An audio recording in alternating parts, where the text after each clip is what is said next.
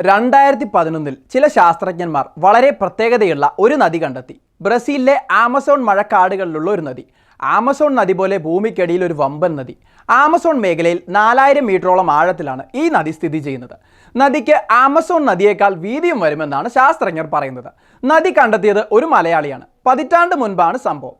ജലപാതത്തിന് ബ്രസീലിലെ national observatory നൽകിയിരിക്കുന്ന പേര് റിവർ ഹംസ എന്നാണ്. വലിയ മണത്താൽ ഹംസ എന്ന മലയാളി ശാസ്ത്രജ്ഞനാണ് ആ പേരിന് പിന്നിൽ. 1970-80 കാലഘട്ടത്തിൽ പെട്രോബാസ് എന്ന ബ്രസീലിയൻ എണ്ണ കമ്പനി എണ്ണ നിക്ഷേപം കണ്ടെത്തുന്നതിന് ഈ മേഖലയിൽ ധാരാളം എണ്ണക്കിണറുകൾ കുഴിച്ചിരുന്നു. നിർജീവമായ എണ്ണക്കിണറുകളിലെ താപവ്യതിയാനം പരിശോധിച്ചപ്പോഴാണ് ആമസോണിന് സമാന്തരമായി ഒഴുകുന്ന നദി കണ്ടെത്തിയത്. ഇങ്ങനെ എണ്ണക്കിണറുകൾ നിരീക്ഷിച്ച് നദികൾ കണ്ടെത്തുന്നതിൻ്റെ തലവനായിരുന്നു വലിയ മണത്താൽ ഹംസ. മണത്താൽ ഹംസയുടെ നേതൃത്വത്തിലുള്ള സംഘമാണ് 12 വർഷങ്ങൾക്ക് മുമ്പ് ഈ നദി കണ്ടെത്തുന്നത്. ആ സമയത്ത് ബ്രസീൽ ഒബ്സർവേറ്ററിയിലെ മുതിർന്ന ശാസ്ത്രജ്ഞനായിരുന്നു ഹംസ. കാലിക്കറ്റ് യൂണിവേഴ്സിറ്റിയിൽ നിന്നും ഫിസിക്സിൽ ബിരുദാനന്ദ ബിരുദത്തിന് ശേഷം ഹൈദരാബാദിലെ ദേശീയ ജിയോഫിസിക്സ് ഇൻസ്റ്റിറ്റ്യൂട്ടിൽ ഗവേഷകനായിരുന്നു. കാനഡയിൽ നിന്നും ഡോക്ടറേറ്റ് നേടിയ ശേഷം അദ്ദേഹം ബ്രസീലിൽ ശാസ്ത്രജ്ഞനായി എത്തി.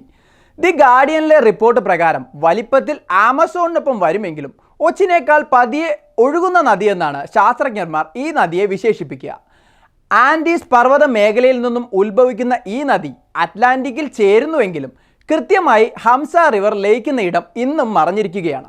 ഒഴുക്കിൻ്റെ വേഗത കുറവായതുകൊണ്ട് ഔദ്യോഗികമായി ഹംസ നദിയെ ഭൂഗർഭ നദിയായി കണക്കാക്കിയിട്ടില്ല. മണിക്കൂറിൽ 1 ഇഞ്ചാണ് ഹംസയുടെ ഒഴുക്ക്. ആമസോണിനും ഹംസയ്ക്കും ഒരേ സഞ്ചാര ദിശയാണ് ഉള്ളത്.